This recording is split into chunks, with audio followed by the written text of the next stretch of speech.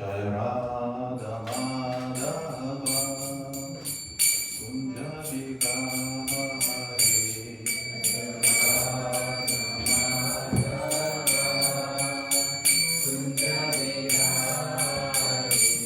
Jai Radha Madhava Kunja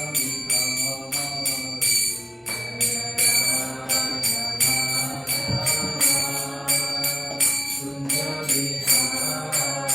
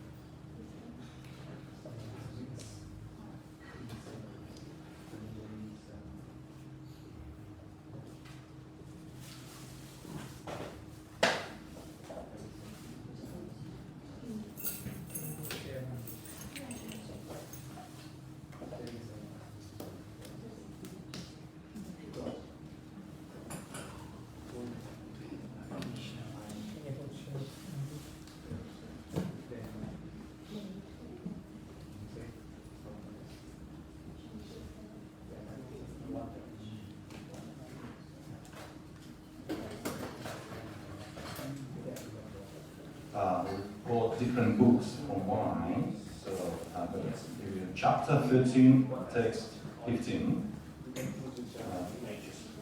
Which we discussed with Nujaya a few weeks ago. So that's what yeah, so anyway, so chapter 13, text 15, please.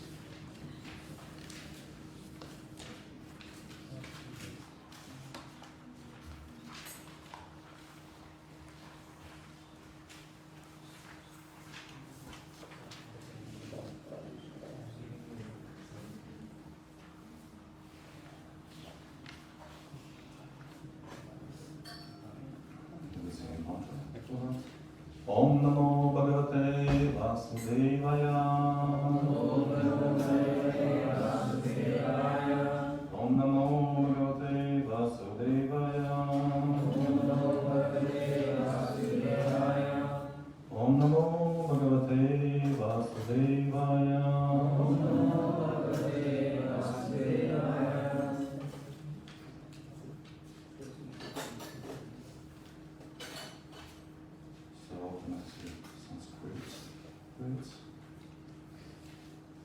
Sarvendriya gunakasham, Sarvendriya vivavrijam, Asaktam sarvabda chaivam, Gunam guna bhokta cha, Sarveshadriya gunam cha, Sarvendriya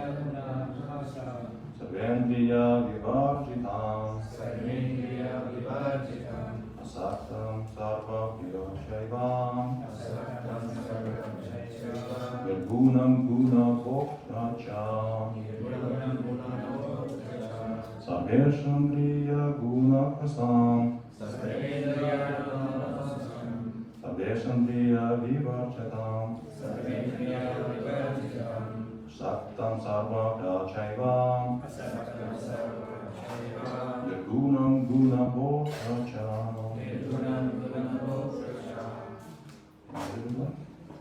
Sarvendriya gunapasam, Sarvendriya gunapasam, Sarvendriya vivarjitam, Sarvendriya vivarjitam, Saksam sarvabhachaiva, Gunam guna bhokta cha, Nirgunam guna bhokta cha. Sarvendriya gunapasam, Sarvendriya gunapasam, Sarvendriya vivarjitam, Sarvendriya vivarjitam, Saktam sarvabhachaiva, Saktam sarvabhachaiva, Nirgunam gunabhokta cha. Nirgunam guna bhokta cha.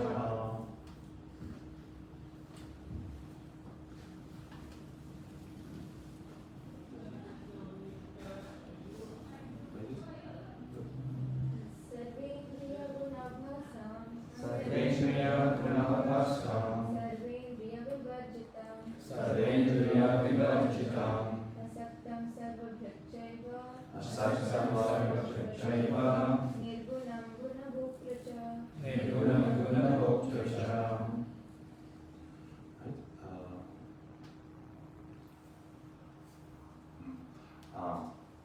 Sarva, of all, Indriya, senses, Guna, or the qualities, Akasam, the original soul, Sarva, all, Indriya, senses, Vivarjitam, being without, Shaktam, without attachment, Sarva Priyata.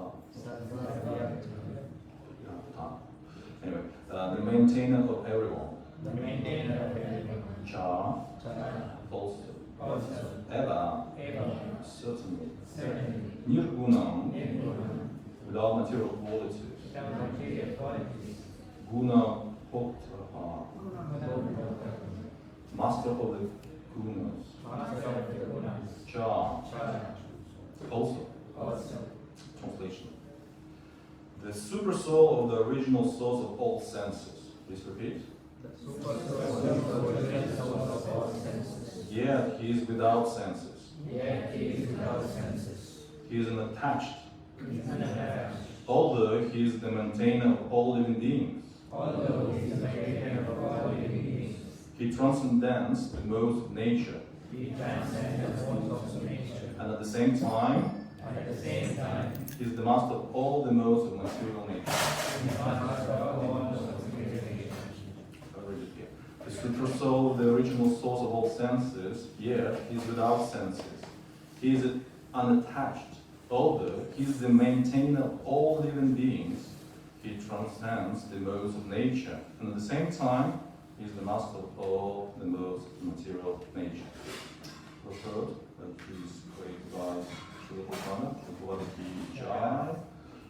The Supreme Lord, although the source of all senses or the living entities, doesn't have material senses like they have.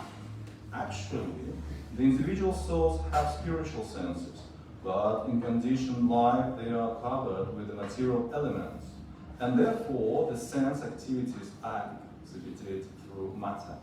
The Supreme Lord's senses are not so covered. His senses are transcendental and are therefore called nirguna. So nirguna is the word that describes the spiritual senses, not material. Guna means the material modes, but his senses are without material covering. It should be understood that his senses are not exactly like ours, although he is the source of all our sensory activities. He has his transcendental senses, nirguna, which are uncontaminated. This is very nicely explained in the Shrestha Upanishad 3.19 in the verse Panipado Javana Grahita. The Supreme Personality of Godhead has no hands which are materially contaminated, but he has his hands and accepts wherever sacrifice is offered to him. That is the distinction between the conditioned soul and the super soul. He has no material eyes, but he has eyes. Otherwise, how could he see? He sees everything, past, present, and the future. He lives within the heart of the living being, and he knows what we have done in the past, what we are doing now, and what is waiting us in the future. This is also confirmed in Bhagavad Gita. He knows everything, but no one knows him. It is said that the Supreme Lord has no legs like us, but he can travel throughout space because he has spiritual legs. In other words, the Lord is not impersonal. He has his eyes, legs, hands, and everything else. And because we are part and parcel of the Supreme Lord, we also have these things. But his hands, legs, eyes, and senses are not contaminated by material nature. Bhagavad Gita also confirms that when the Lord appears, and he appears as he is his eternal potency, he is not contaminated by the material energy, because he is the Lord of material energy. In the Vedic literature, we find that his whole embodiment is spiritual. He has his eternal form, called Satchitananda Vigraha. He is full of all opulence. He is the proprietor of all wealth and the owner of all energy. He is the most intelligent and is full of knowledge. These are some of the symptoms of the Supreme Personality of Godhead. He is the maintainer of all living entities and the witness of all activity. As far as we can understand from Vedic literature, the Supreme Lord is always transcendental. Although we do not see his head, face, hands, or legs, he has them. And when we are elevated to the transcendental situation, we can see the Lord's form. Due to materially contaminated senses, we cannot see his form. Therefore, the impersonalists who are still materially affected cannot understand the personality of Godhead.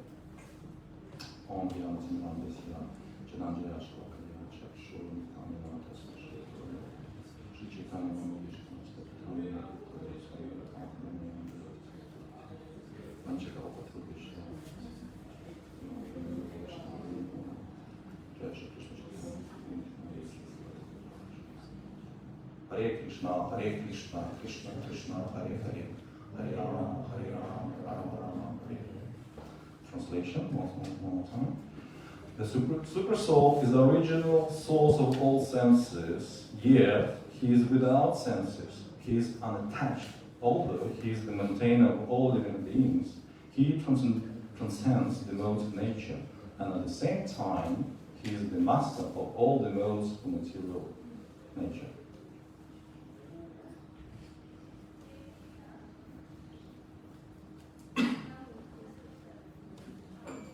So, I would like to say that the soul is originally spiritual. We're all spiritual living beings, but because we're in material world, our soul is affected and under the influence of material world or material energies. And these material energies we call the modes of ignorance, the modes of nature, first of all, and they are modes of ignorance, modes of passion, and modes of goodness. But we should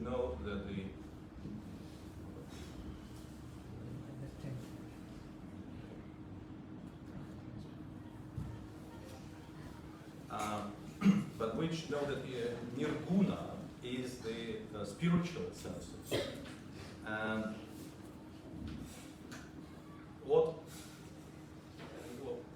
why we lose our sensitivity or to this spiritual viewing or spiritual divine viewing, because we are contaminated by material life, let's say. What kind of contamination we can mention? We can mention anger, for instance. We can mention the greed or illusion.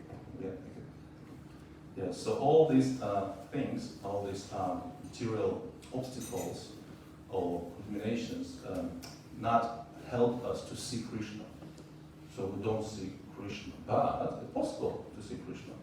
First of all, we need to understand that we need to develop our nirgunas viewing. Krishna sees us all the time, but we don't.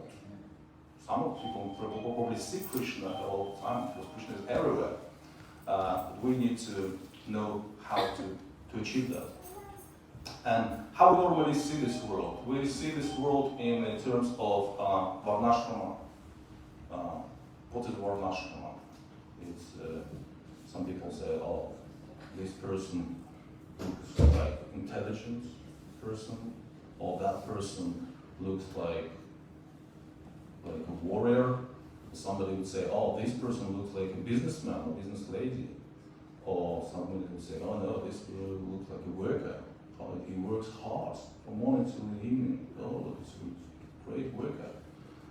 So we see differences in many peoples. And these differences stop us from many things, especially from seeing this world as it is.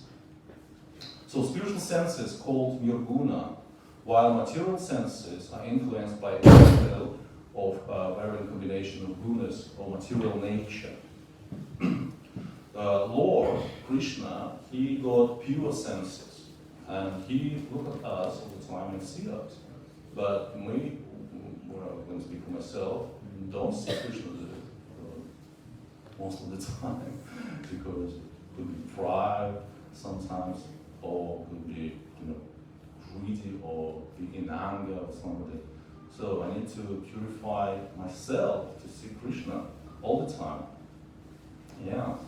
So Bhakti Yoga doesn't occur if we confused with all these gunas. Yes, with all these gunas. If I still gonna look somewhere and to see Krishna, sometimes I don't see Krishna. That's just most of the time I don't see Krishna because my the gunas are affecting me. But how to see Lord, how to see Krishna, how to purify our viewing? and from impurity to come to purity. We need to stop anxiety first of all. So the anxiety is the first obstacle, the first problem in our life. If my mind not peaceful, if I'm always my mind in anxiety, I can see what to say to see Krishna. Even sometimes I wouldn't see other people.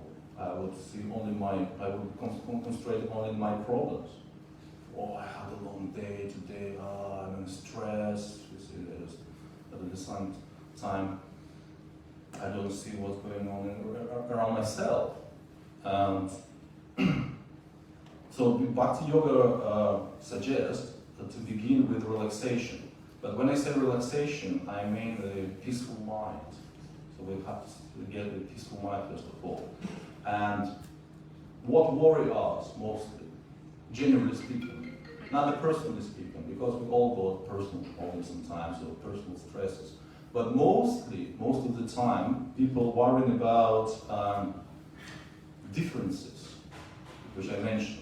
Environment, we got differences in environment, differences in society, or that person speaks that language, or this person speaks nonsense, or this person is too quiet, probably because of his quiet, he's got like filthy thoughts, I need to report about him to the police for at least something like that. So all these differences bring anxiety. And this is the first obstacle towards to see Krishna.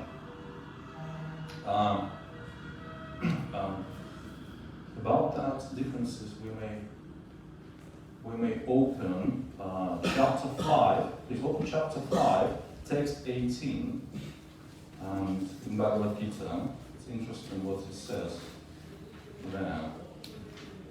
I'm going to start with translation.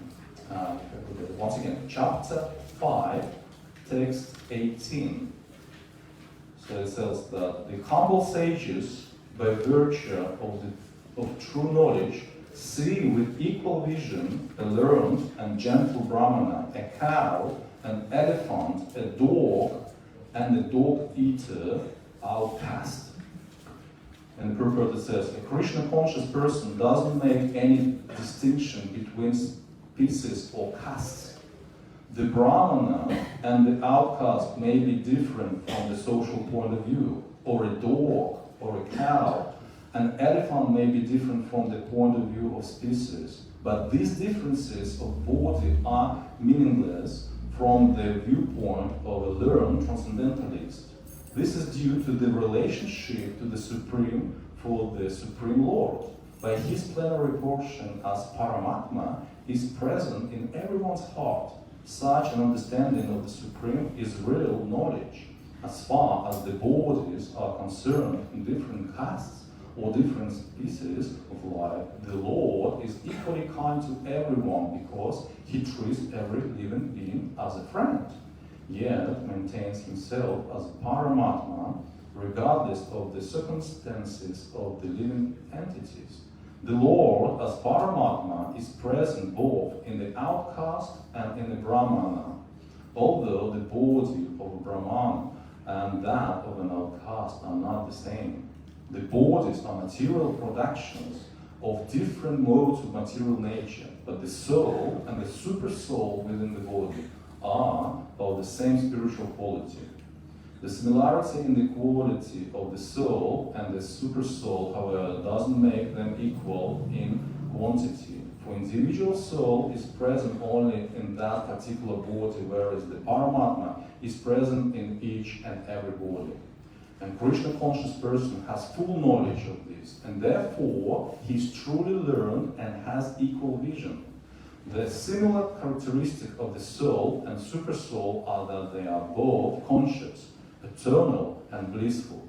But the difference is that the individual soul is conscious within the limited jurisdictions of the body, whereas the super soul is conscious of all bodies. The super soul is present in all bodies without distinction. So that's what we should mention about it.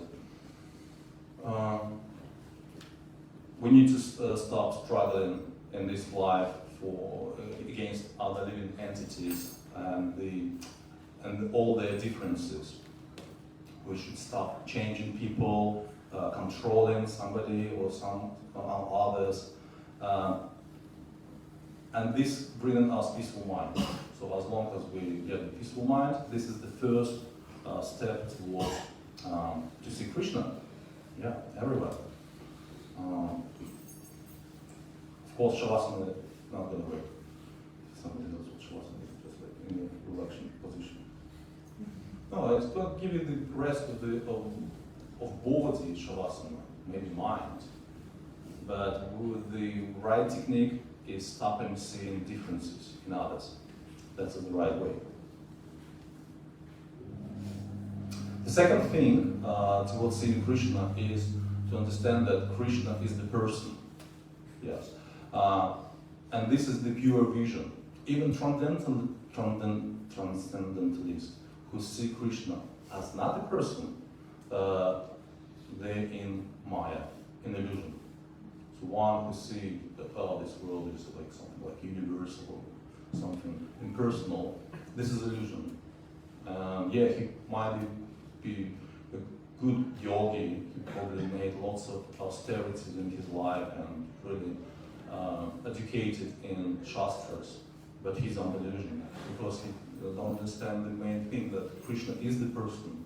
And this is the second thing to understand towards seeing the Supreme Personality of Godhead. And Krishna is the Supreme Personality of Godhead.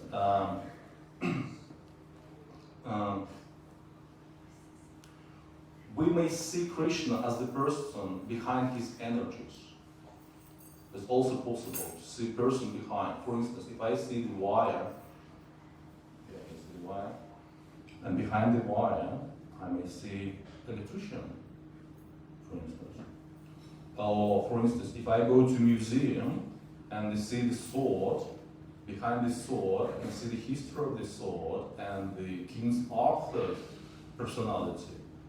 Or some of us being in Bhaktivinoda Manor and seeing Srila Prabhupada's rooms, and we were seeing where he was sitting, his table, his things, his personal tape recorder, or classes, bathroom, his bedroom. And when we left that room, we just felt that, oh, I had association with Srila Prabhupada. I just felt that. He was next to me, and I was next to him. It was really, it was personal. I wouldn't say that after seeing Srila Prabhupada's accommodation that he didn't exist. No, he was existing, and I feel it. I still feel that. So same with Krishna. Krishna is the person, and if we see all energies and what is behind these energies, we definitely would see the person, and this person is the Supreme Personality of Godhead, Krishna. Yes, everything is just everything we see is behind. So this, for instance, the Big Bang theory is alright, but I'm always wondering, who is behind this Big Bang? Who is the person there? Everybody says, no, it just happened by itself. No, but when I fly, for instance, everybody flying on an aircraft and seeing like squares, yes, on the land, oh, that's square, it's beautiful. One is that color and another one. It's just done somebody. It was cultivated by somebody. So even when we see the land organized and cultivated in a beautiful way, we can see the person. There was a huge, huge work behind that. Maybe not one person, but more persons. As a whole, yeah. So when we read Srila Prabhupada's books, we may notice that he always underlined that we are not these bodies, that impersonalism is not good, just stop being impersonalist, Krishna is the person, things like that. Why he's doing this? Because he's a philosophical warrior, or he's fighting against impersonalists, maybe impersonalists just offended him somehow. No, the main reason why Srila Prabhupada underlined these things, that he wants us to see Krishna. This is the main thing. He wants everybody to see Krishna. That's why he's just saying that impersonalism is not right way to see this world. It's just Maya. It's just not right. I've seen many people who knows about Krishna, who heard about Krishna, but they always say, "Oh, do you really believe that Krishna exists?" or something like that. You know, and I say, "Do you believe you exist?" Yes. So why Krishna not existing? So it's just obvious. Yeah. So the first thing, we need to have a peaceful mind, and secondly, we need to understand that Krishna is a person, and that just gives us more closer to Krishna, to see Krishna. Next part, what we need to understand on the path to see Krishna, is that everything belongs to Krishna. So anything we see, it just belongs to Krishna.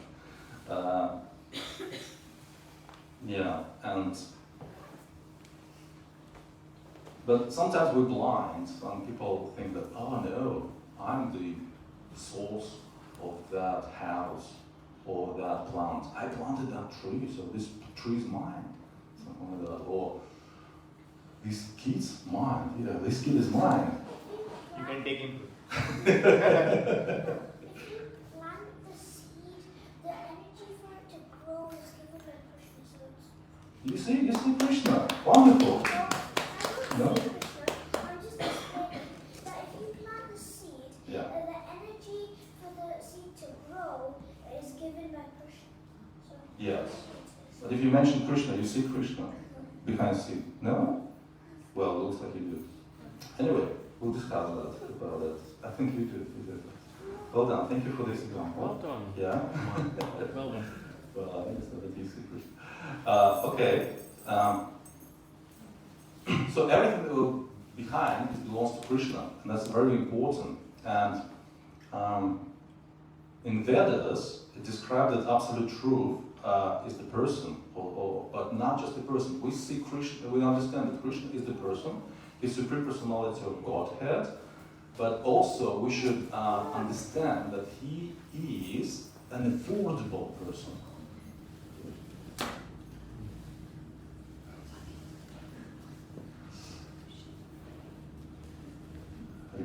Nice to see you. Yeah. Hi, Bo. Yes, so how do you know that Krishna is affordable? Because sometimes we may say, oh, this person exists, yeah, I understand that. The King of England, he exists, but I've never seen him. You know, even if I want to afford him, sometimes it's hard. But Krishna is higher than anybody king. And he's lived in Vrindavana, in the spiritual world, and that is just beyond my mind. Yeah, but he is affordable because we know examples from Shastras that he herded cows. He was simply had the cowherd boys, and he was a cowherd boy. He was among his friends, and he had lots of leelas together. We can read that in the Krishna book about that. And also we know he was washed feet of Brahmins. Personally, just took water and was washing the feet. Brahmins, wow. The Supreme Personality of Godhead did such nice service to Brahmanas. Or Arjuna's, he was the chariot driver himself, and he was taking care of horses for Arjuna. You know, it's amazing. Or he was the messenger, Yudhishthira's messenger. Remember that there was the last chance to stop the war. Yudhishthira wanted to ask Duryodhana, is there still any chance to stop this conflict and be in peace? And Krishna was the messenger. He came there and asked for consider this message from Yudhishthira. Of course, Duryodhana said no, but this is another story. But we can see that he's an affordable person. So, Yudhishthira or Arjuna or other great souls achieve his association, the Supreme Personality of God had. Why? We can't. We also can do that. the only thing we need just to be ready. We should purify our senses. We're going to be on the level of nirguna, yes. And this is the beauty. This is the beauty of Krishna, just to be affordable as well, not just to be like a God. And we should understand that personality of Godhead, Krishna, he disliked to be God. For instance, if we meet somebody with a high post, like Prime Minister, and we're going to call him Prime Minister everywhere, at home or on the street, well, at work it would be alright, but at home, definitely I'm not Prime Minister, I'm just like ordinary person, like a relative or something. So Krishna dislikes being considered God. It is transcendental understanding that his position is the highest. He's the Supreme Personality of Godhead again. But we may notice that some people irritate when they hear that Krishna is Supreme Personality of Godhead. I know some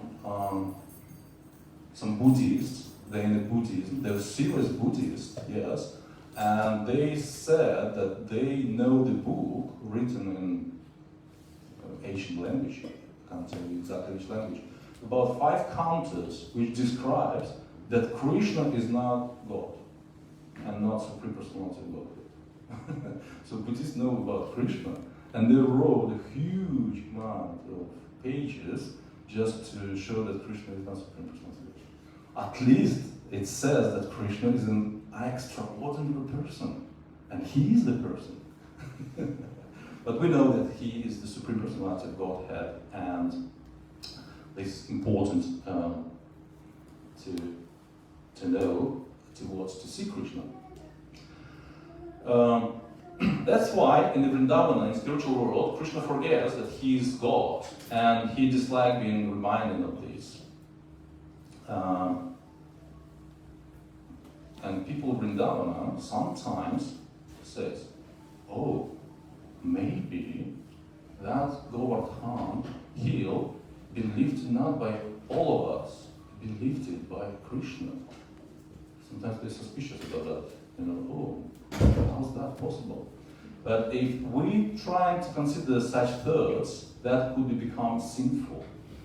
Because they stop us from loving. So if we think a lot about someone's quality and comparing this with my quality, something like that, there is no time for love. So there is no bhakti then. So that's why in Vrindavana, thinking that Krishna is not our friend and he's like Supreme Personality of Godhead, higher than anybody else, it is quite sinful for them, because again, it's not giving us the chance to serve Krishna, to love Krishna, to be on the level of prema bhakti. And in this case, it's interesting to mention about Sudama's story. We know all this when Sudama's wife asked him to go and see Krishna in Dvaraka, and said like, oh Sudama, you got such a nice friend, he's the king of all kings, and we're so poor, please go and take something from there. Because we're so poor. And Sudama took some cheap rice with him and came to see Krishna. And when he seen Krishna, he forgot about everything. He definitely forgot that he's Supreme Personality of Godhead. So he forgot that he's the king. He forgot of all this wealth around him, and they were just like big friends. They were hugging, they were remembering the past times, they were laughing, they were just things like that. And only at the end, Krishna reminds him, why are you here? What are you doing here?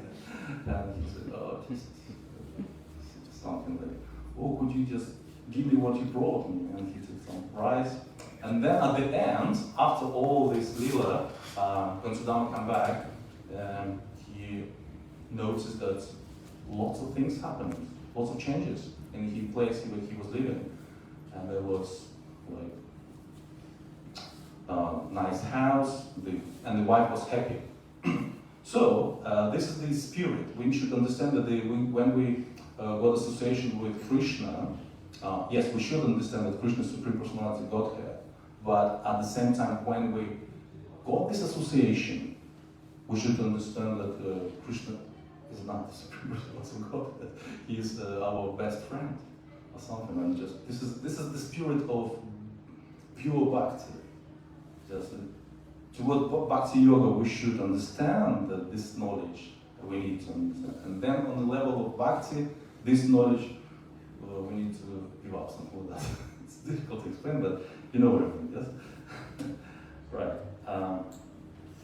And this is the paradox of spiritual life. So on the way of bhakti yoga, there are two paradoxes. The first paradox, which I just mentioned, that God is one, right? The Supreme Personality of Godhead, Krishna, he is he's one, but at the same time, he's not alone. There are many avatars of Krishna. There are lots of expansions of Krishna. There are lots of surroundings. His close servants. And for instance, we know Krishna, we know Rama, Lord Rama, we know Narasimhadev, we know Buddha, we know Lord Chaitanya, but at the same time Krishna is one. So this is a paradox. It's not easy to understand that, but this is true. And another paradox, which I mentioned, that on the way towards Krishna, to see Krishna, we need knowledge. We need to study Shastras. We need to know them really, really, really well. But when we achieve Krishna, this knowledge is not anymore. Yes, because that's it.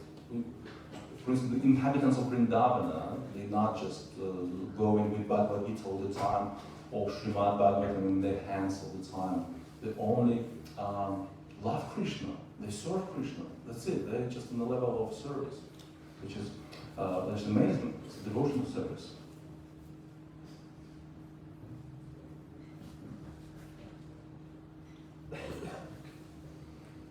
Yes, and on the matter of love, on the matter of bhakti, we need to surrender. So, we need to surrender. To see Krishna, we should give up everything. Our intelligence, our minds, everything. Our habits, our attachments, and this understands spiritual science of Krishna. And this is called pure devotion. So the pure devotion when we just giving up everything and just fully surrender to Krishna, including our intelligence, of course. And this reason allows us to understand that we love without reason. So love is the highest, purest form of recklessness. The only choice is whether the recklessly love illusion or reality. So the path towards reality, the path towards Krishna, or the path towards to see Krishna is not easy, it's not the cheap way. And we need to give up lots of things, fully to surrender. And we must not only understand that Krishna is the person, but the only thing we must understand that to be saved from the world of material illusion, also the world of endless esoteric delusions. So we know that the main, or probably number one illusion in the material world, that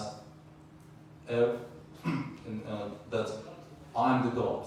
So if the person says I'm the God, this is illusion. This is material illusion. But apart from that, there are lots of esoteric delusions. For instance, the people just created their own religions. They think that this is superior than Lord Shiva is superior to Lord Krishna, things like that. I'm not going to talk about this. It's a difficult conversation. But these delusions, these esoterical delusions, is very important to understand and also to get rid of that. Otherwise, we're not going to see Krishna. So, once again, first of all, we should achieve the level of peaceful mind. Then we should understand that Krishna is the person, the Supreme Personality of Godhead. Then we should understand that he is not just a person, but also he's an affordable person. We can afford him. Then we should understand that everything belongs to Krishna. And then we should understand that we need to surrender Krishna. And to surrender Krishna means that anything happens to me is Krishna's plan.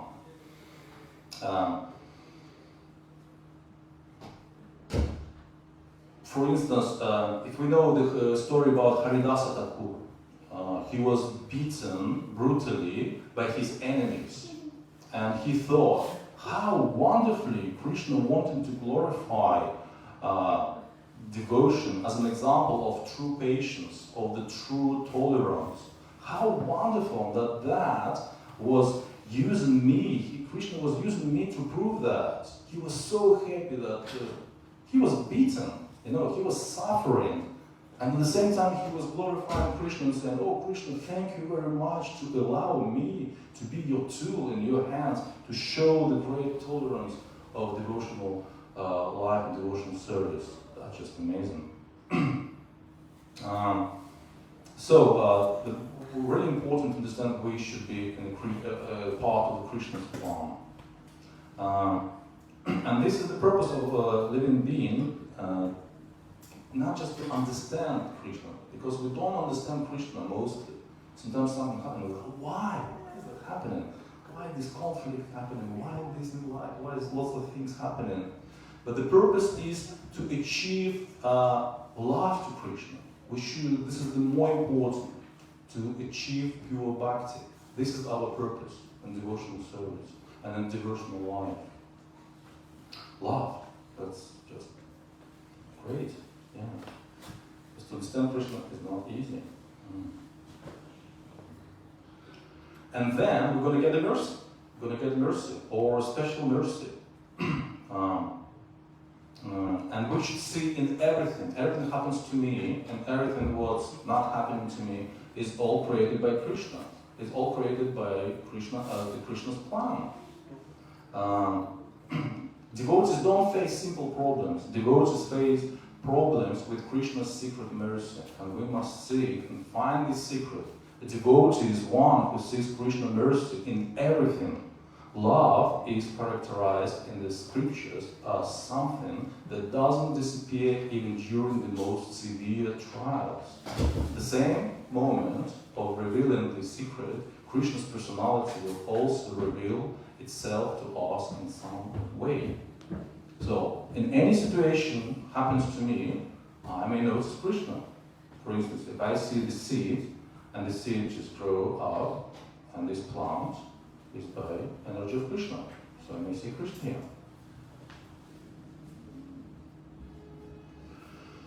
Yeah, and this all laws of karma, but Krishna also uses this karma with his mercy.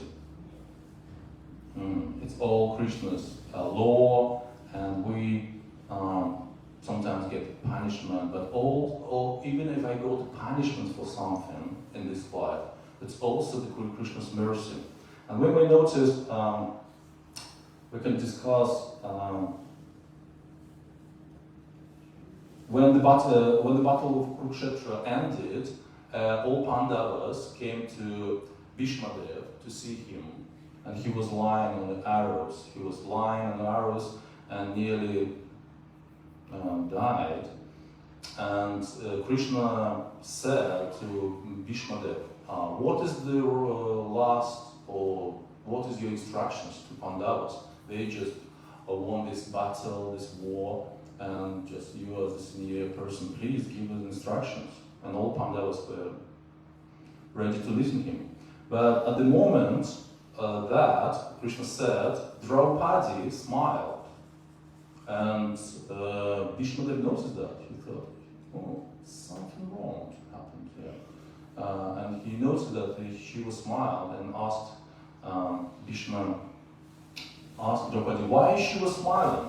And Draupadi said she was surprised that grandfather Bhishma, before his death, had prepared to deliver such undefined speeches, but when they wanted to dishonor her in the presence of all respected figures of the world, he humbly remained silent.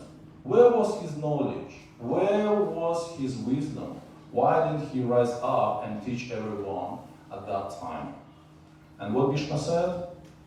Bhishma replied that at that moment his intelligence was contaminated. He had lost the absolute truth because he was dependent on materialists. He was eating their food, he was living in their house, and all his blood was contaminated by this evil energy. He was association was always with them. But now his body has been purified by the millions of arrows of the pure devotee Arjuna, and all the bad blood has flowed out, thereby allowing the absolute truth to return to his mind. And for one of his sees God's plan. Even a painful death is only beneficial. So imagine that Bhishma Dev was dying, and he was happy, and he just he was accepting the Arjuna's arrows as flowers, as the bed of flowers. That's amazing. That's amazing. So that's why I'm saying that sometimes sufferings give us the special mercy, because Krishna is our best friend. Therefore, the true devotee rejoices not only in the sweetness of halwa. True devotee can also rejoice in Arjuna's arrows. Yeah, they appear to him as flowers. Everything depends on whether we understand that Krishna as the Supreme Personality or not. The Supreme Personality never forgets his relationships with us. We may forget Krishna, but Krishna never does, never forget us. Therefore, when something happens to me, Krishna is always here. The only question is whether I see it or not. It is enough to know this, and that our attitude towards what is happening will completely change. Hare Krishna, please always remember Krishna and never forget him. That's all. You would like to ask something or reflect any of my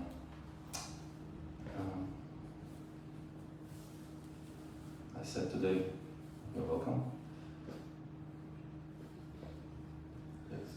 Prabhu, earlier on you were saying that you were talking about being in anxiety and not having peace of mind. It seems to be one of the reasons that Prabhupada gives about that is that we think we're the enjoyer. So we come to this world to enjoy, and because we can't actually do that, because it's not where we're supposed to be, therefore we're in anxiety. And we can't fulfill the desires that we have through the bodily senses. So it seems to be one of the main reasons, why we can't have peace of mind, because we're always striving for happiness in an area where there won't be happiness. Yeah. Also, you mentioned that the anxiety or not peaceful mind mostly coming from differences. We see differences in people, in situations. You can have differences, and you're not necessarily in anxiety about it. I mean, you were talking earlier on about Varnashram, but Varnashram is a stepping stone towards spirituality, isn't it? It's a system which is set up by Krishna. He talks about that in the Bhagavad Gita. That I create the four orders of life. So that's meant for a peaceful society. Yes. It's not meant to create differences. The differences are going to be there, as you said earlier on, because of the modes of nature. But in order to function properly, you put people in the right order. And yes, that's right. In the material world, Varnashrama is a very important system. It helps us to be in the balance. You were using it as an example for differences earlier on, which cause anxiety. Which seems to be a contradiction to me. it's not contradiction because the main message is to see Krishna. Is it possible to see Krishna in Varnashram system? Probably yes. Well, the Pandavas are in the Varnashram system. I mean, they've got the chakras. I mean, it depends how far you identify yourself with the Varna. That's all. I mean, you know, like you were talking later on about seeing yourselves as a servant. So if you see yourselves as a servant, irrespective of what work you do, this is yukta vairagya. You know, like you may be, a coal miner or a bus driver, but if you see yourself as a servant of Krishna, then you go beyond Varnashram. You know, that brings you to the transcendental platform. But Varnashram helps to stop anxiety or not? Yeah, it's meant to place people in positions which suit their mentalities, suits their psychological and physical makeup. Mm-hmm. Yeah, like that. Yeah, it's not automatically a spiritual system. Yes. It enables the individual to make progress. You know, so that they're not disturbed. It's like having round pegs in square holes. You might have that in modern society. You have people, who are, sutras who earn hundreds of thousands of pounds a week, kind of thing. In the Vedic times, you would not have that.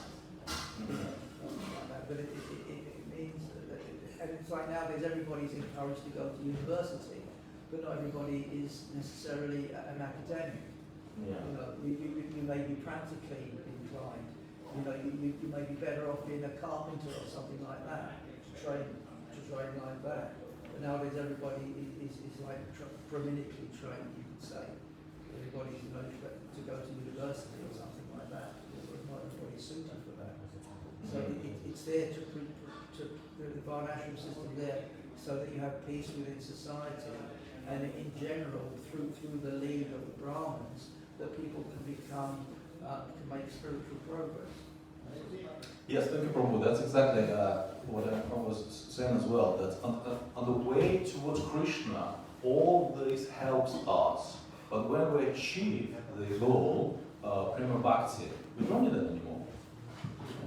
That's what yes. And also thanks for what we mentioned, that the reason why people do that or something, anxiety, because they think that they enjoy it. And this is also mentioned that the main material scene, yes, is that I'm enjoyer, I'm the God, I'm the supreme, something like that, because I got that, and it's made by my hands. And this is illusion, this is material illusion. Yes, number one. Yeah, you're right. Thank you. Any more questions? Right, Srimad Bhagavad Gita as it is ki, Prabhupada ki, Gaura Premanande Hariko. Jai.